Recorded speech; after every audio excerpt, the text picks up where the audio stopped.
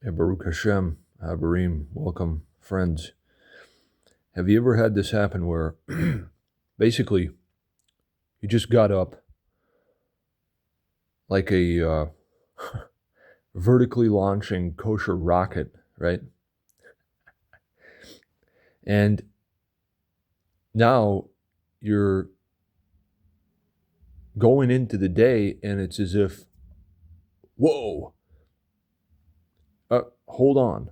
The first thing you have to do, and this is just the same as a captain of a ship, right? Yeah, a captain of a ship who is going on a beautiful journey, right? Smooth sailing. The first thing you have to do is the navigational, orientational work for the day. Now, I'm doing this right now, right? I've got a calendar here, a massive calendar. It's a self-mastery calendar. Massive pages for every day, right? Up here, there's going to be both the high tide, like both the high tides of the day and both the low tides of the day. And then we're monitoring the long lunar unit as we're just reaching a full moon this evening at 7:23. This evening, yeah, what difference does it make? Baruch Hashem. Okay, we'll just keep going with this. And in any case, the first thing you have to do as you go into the day, right? Another good day, every day is a good day, right? Is the navigational work. And usually that's ahead of time. So usually we have it all mapped out in advance for 3 days or more. So you just open up the page, you have it on there, right? You have it all mapped out already. Yet now, here, what is it now? It's coming up on 11 o'clock. I have to actually have the navigation set up because I was just about to start doing things, right? Like you start your day, right? Where do you start? How do you make it all as prosperous as possible? Well, you go and you do the navigation. So that's what I'm doing right now. So once again, I showed you a glimpse thing where there's going to be so there's 2 high tides today and there's 2 low tides approximately. Then we're watching it's just coming up on a full moon this evening, so we're going to factor that in. And then we have the daily periods of the cycles of life, and those today on a Friday, they start 6:51 to 10:17 is a C period, 10:17 to 1:42 is a D period, 1:42 to 5:08 is an E period, 5:08 to 8:34 it's an F period, 8:34 to midnight it's a G period, right? And then this calendar also has these beautiful segments for every hour quarterly, right? Quarter of the hour all the time. It's real good. So now it's like making a map for the journey of the day, showing you what can be covered, right? So I'd show you an example page, yet okay.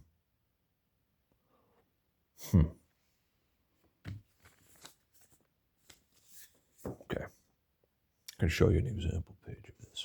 You've seen what I'm talking about.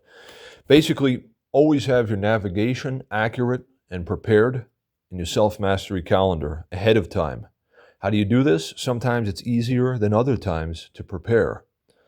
So actually having things mapped out beforehand in the calendar is something that can be accomplished on a regular basis. As we all know, sometimes it doesn't happen for days.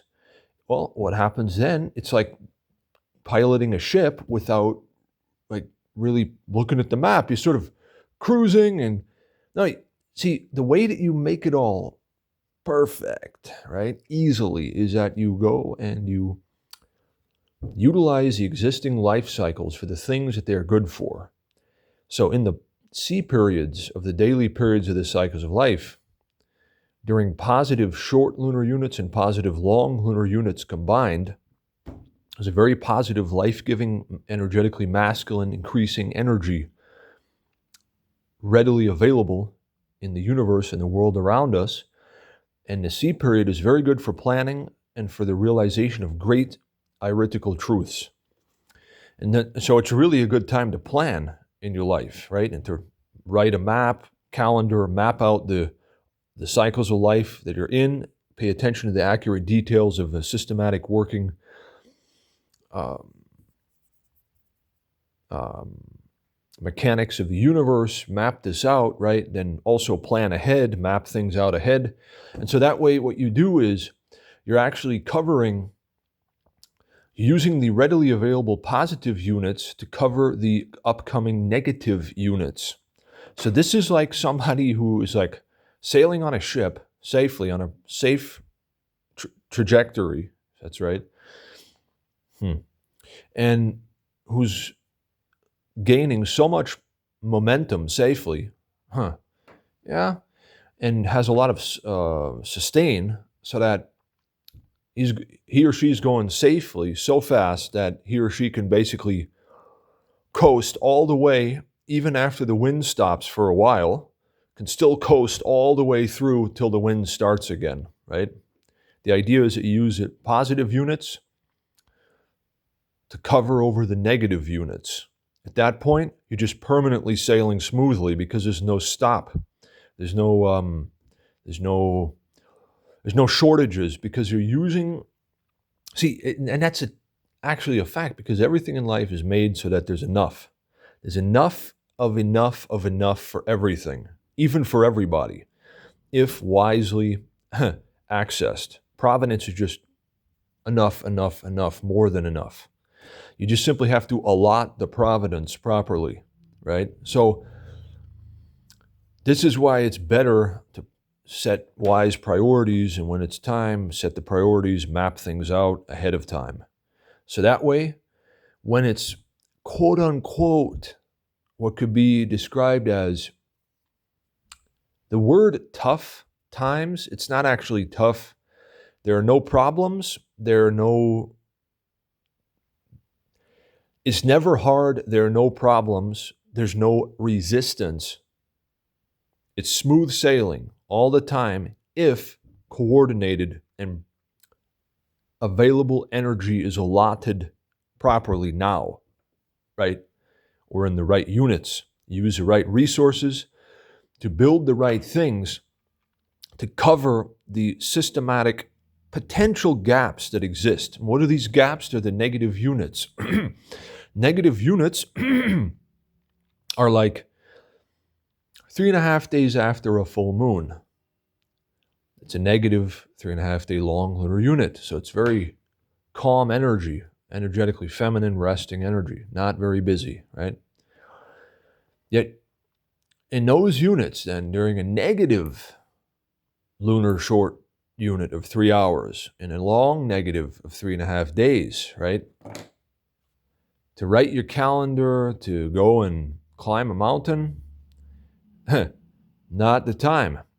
In a positive short lunar unit, in a positive long lunar unit, that's the time, because there's this upswing, right? So you use that momentum in the positive units to cover over the negative ones. And we can map these out systematically because we know, you can see this.